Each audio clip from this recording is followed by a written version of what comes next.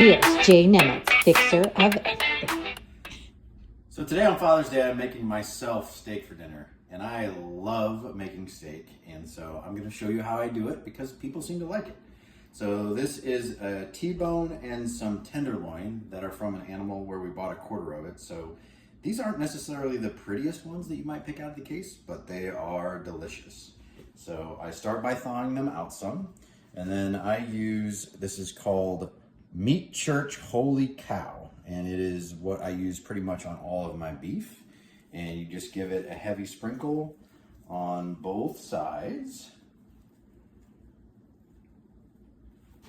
And then I cook these with what's called a sous vide method. And I'll get more into it here in a minute when I put them in the water. But basically what it is it's a water immersion cooker. So it keeps the meat at the perfect temperature that you're looking for over a long period of time.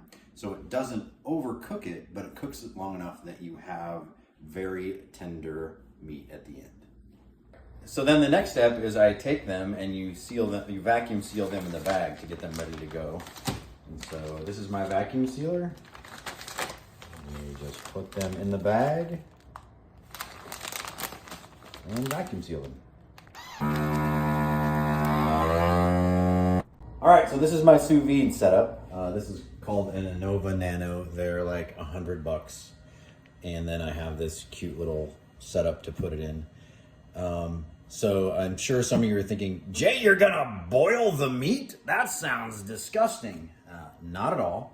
So for steak like this, I like to cook it at 124 degrees for 3 to 4 hours, depending on the cut. And what that does is that, like I say, it gets it pretty much completely cooked, but it also breaks down all the connective tissue and makes it very tender.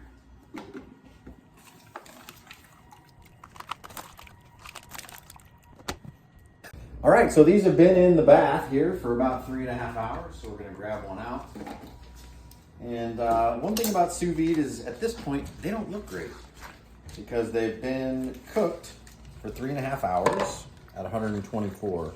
So the goal is for these to get to medium rare, which is gonna be about an internal temperature of about 135 degrees.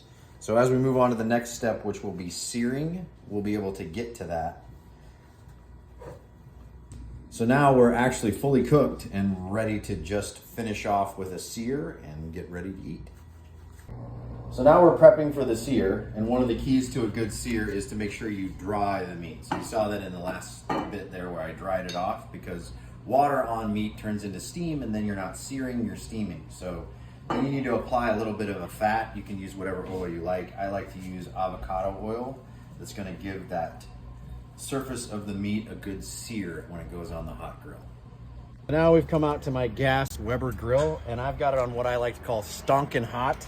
The thermometer says 650. It might not be that hot, but it is just as hot as you can get it.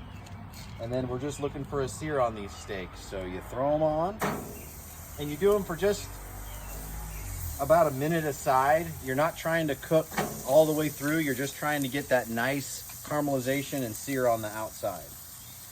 We're doing our searing here. We're about halfway through. Give them a little twist to get the diamond drill marks. So the final step before we take them off is I like to hit them with what I like to call go juice. And what that is butter, some garlic, and then Lowry seasoned salt.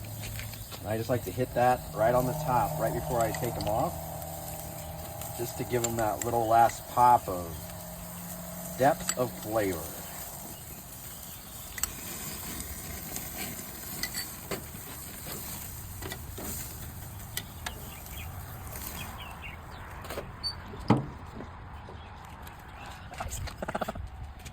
Possibly the hardest, but also critical step in these steaks is you must let them rest.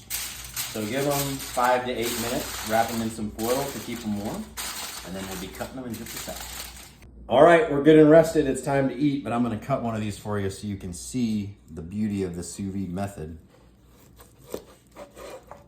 You can see how that is cooked from edge to edge, all perfectly medium rare throughout. Instead of having the gray to red, it's just perfectly cooked all the way through. I hope you like watching me cook my Father's Day steaks as much as I enjoyed eating them, and I hope you had a wonderful Father's Day.